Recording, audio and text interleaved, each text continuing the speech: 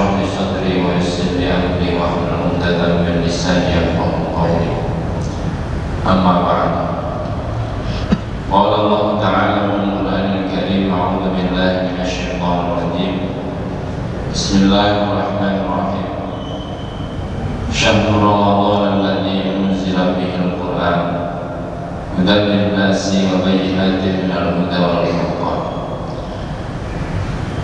وقال رسول الله صلى الله عليه وسلم: إن أفضل عبادة أمتي قراءة القرآن. Hadirin hadirat para bapak ibu jamaah Masjid Besar Baitur Rahim Rogo Jati yang dimuliakan Allah.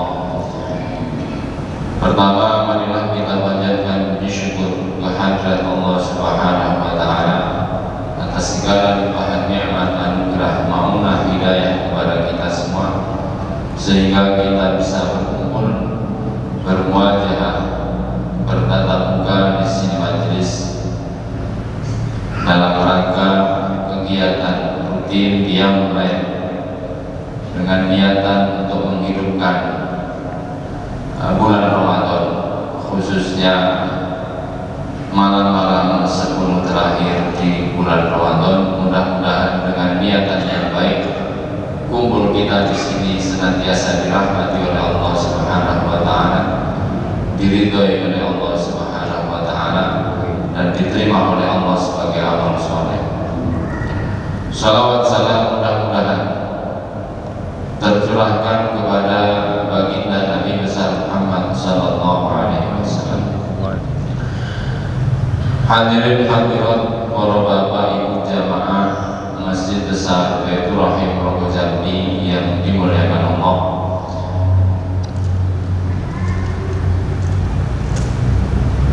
Bulan Ramadan adalah bulan di mana diturunkannya Al-Quran. Al-Quran diturunkan oleh Allah Ta'ala tepat di bulan Ramadan, di malam Lailatul Qadar. Turunnya Al-Quran di bulan Ramadan itu turun secara global, secara ijma', dari Lauh Mahfuz ke Baitul Izzah atau Sama Dunia, langit dunia. Langit dunia itu langit yang paling bawah. Dari situ barulah Jibril menurunkan ke dunia, disampaikan kepada Rasulullah Sallallahu Alaihi Wasallam secara bertahap sampai 23 tahun. Karena kalau melihat riwayat yang masyhur, Nabi itu diangkat menjadi Rasul umur 40, kemudian meninggal di usia 63. Berarti turun secara bertahap, disesuaikan dengan situasi dan kondisi. Nah, itu selama 23 tahun. Maka dari itu ulama berpendapat termasuk di antara amalan-amalan terbaik di bulan Ramadan yaitu membaca Al-Quran. Nah, Al-Quran diturunkan di bulan Ramadan. Maka dari itu Ramadan juga disebut Syahrul Quran. Dan umat Rasulullah Sallallahu Alaihi Wasallam itu juga disebut sebagai Ahlul Quran. Nah, untuk menyesuaikan julukan Ahlul Quran, maka dari itu kita sudah sepatutnya harus senantiasa banyak membaca Al-Quran, lebih-lebih di bulan Ramadan, di musola, di masjid, lebih-lebih di rumah. Karena bacaan Al-Quran yang baik itu ada di rumah masing-masing.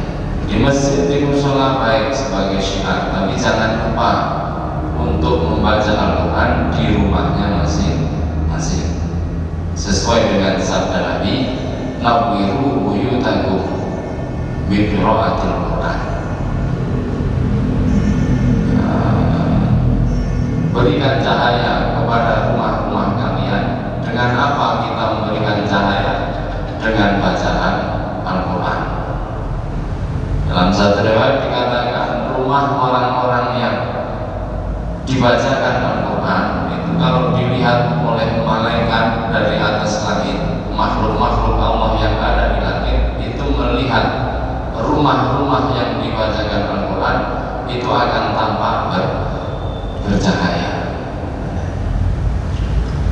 Adapun pahala membaca Al-Quran, Nabi mengatakan man qara'a harfan min kitabillah kutibat lahu hasanatun wal hasanah bi asyri amsalihha la aqulu alif lam mim harfun wahid bal aqulu alif harfun wal lam harfun wal mim harfun. Rasulullah sallallahu alaihi wasallam mengatakan, barang siapa yang membaca Al-Quran, membaca satu huruf dari Al-Quran, maka baginya satu kebaikan. Setiap satu huruf itu, satu kebaikan itu dilipat gandakan menjadi 10 kebaikan. Berarti satu huruf membaca Al-Quran itu pahalanya 10 kebaikan. Dan bukanlah dikatakan satu huruf alif lam mim itu, kata Nabi. Jadi hitungan satu huruf, alif satu huruf, lam satu huruf, mim satu huruf. Jadi bukan satu ayat, satu huruf. Berarti kalau kita baca alif lam mim berarti sudah baca tiga huruf. 10 kali 3 berarti kita mendapatkan 30 kebaikan. Nah, sekarang kalau baca Fatihah, berapa kebaikan yang kita dapatkan? Tentunya sangat banyak, itu Fatihah saja. Apalagi kalau sampai hatam. Berapa sampai hitungnya?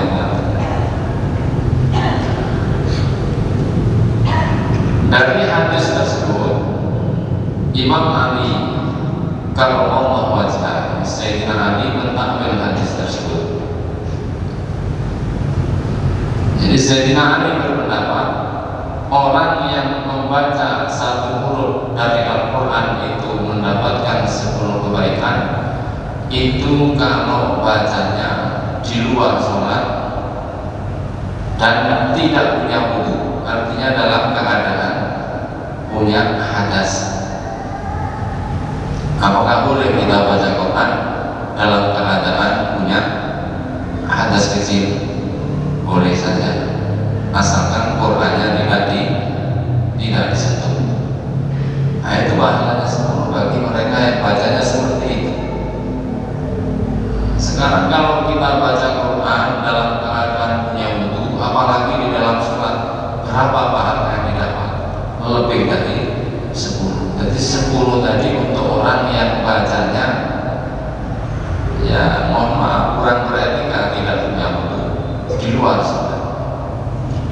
Nah, sekarang kalau di dalam sholat, berapa pahala yang didapat? Sayyidina Ali mengatakan kalau orang itu membaca Al-Quran di dalam sholat dan dalam keadaan sholat berdiri, karena sholat boleh dengan duduk, ya. Kalau sholat wajib boleh dengan duduk asalkan ada udzur. Tapi kalau tidak ada udzur, tidak boleh sholat wajib dalam keadaan duduk, karena rukunnya sholat wajib itu berdiri. Tapi kalau sholat sunnah boleh kita dengan duduk, walaupun tidak ada udzur. Tapi pahalanya separuh, tidak 100% didapat. Kalau berdiri 100%, kalau duduk berarti 50%. Kalau dia baca Al-Quran, baca Fatihah di dalam sholat, dalam keadaan berdiri, maka satu huruf itu pahalanya 100 kebaikan. Luar biasa. Apalagi setelah Fatihah baca suratnya yang panjang,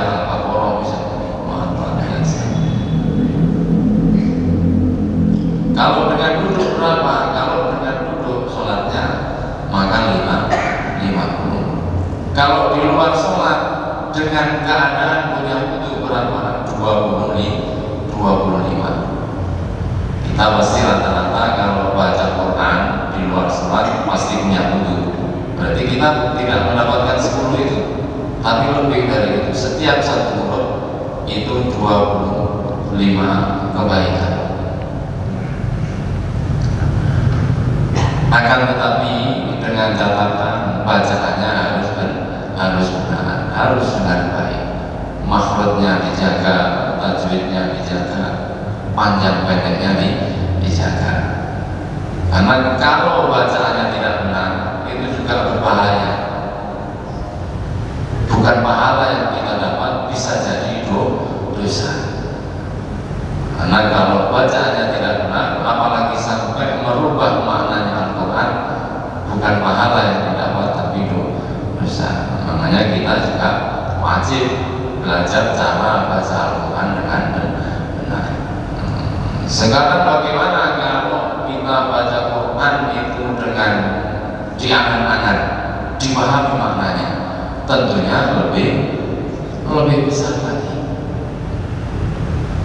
Karena tujuan atau fungsi daripada Al-Quran diturunkan di muka bumi, diturunkan kepada kita umat Rasulullah Sallallahu Alaihi Wasallam, itu untuk dipahami, supaya kita sebagai orang Islam tahu tentang hukum-hukum Allah, yang mana hukum-hukum Allah itu sumbernya dari Al-Quran.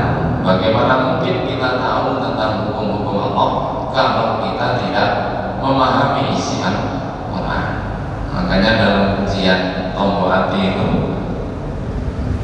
bagaimana bunyinya?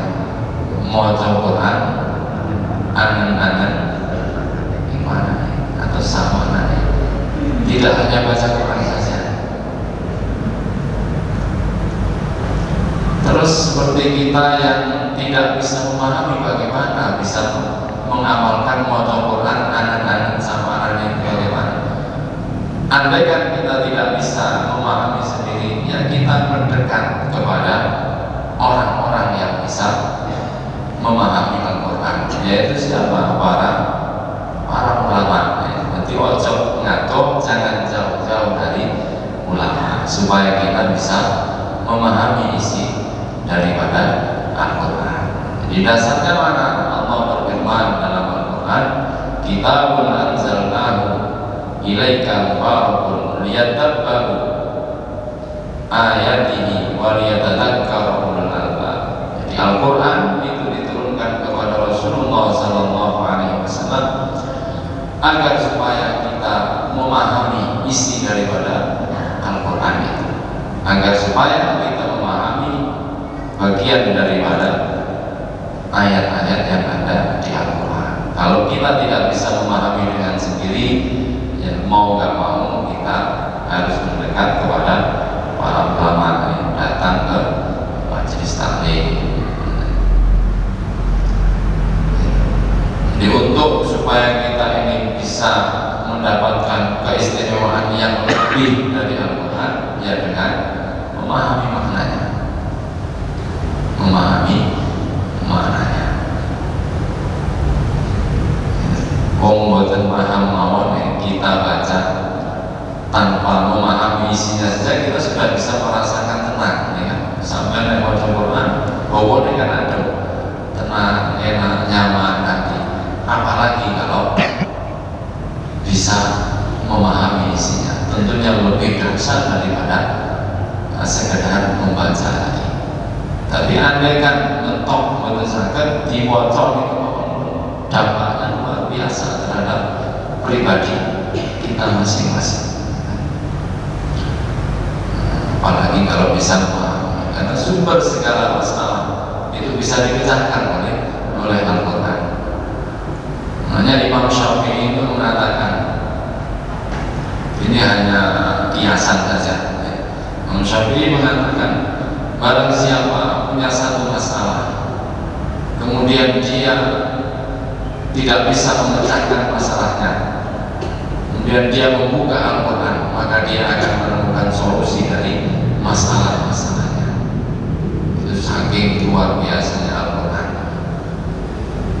Kalau Imam Syafi'i bahasa aslinya itu, kalau sampai kehilangan satu barang, kehilangan satu benda, kemudian sampai membuka Al-Quran, maka barang sampai yang hilang tadi akan bisa diketemukan.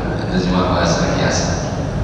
Intinya sumber segala pemecahan masalah kita itu ada di dalam Al-Quran.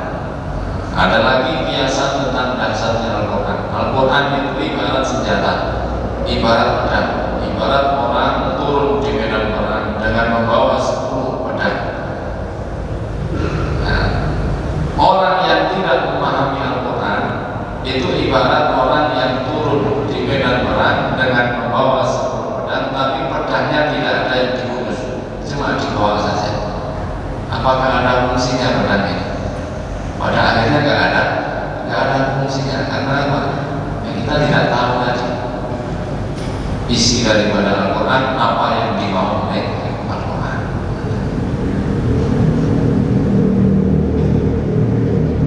Karena permasalahan kita solusinya ada di dalam Al-Quran. Jadi kembali ke Al-Quran dan Sunnah Nabi, kemudian ijma'nya para ulama. Mudah-mudahan bermanfaat. Selanjutnya kita bersama-sama baca zikir, diawali dengan zikir tauhid, kemudian baca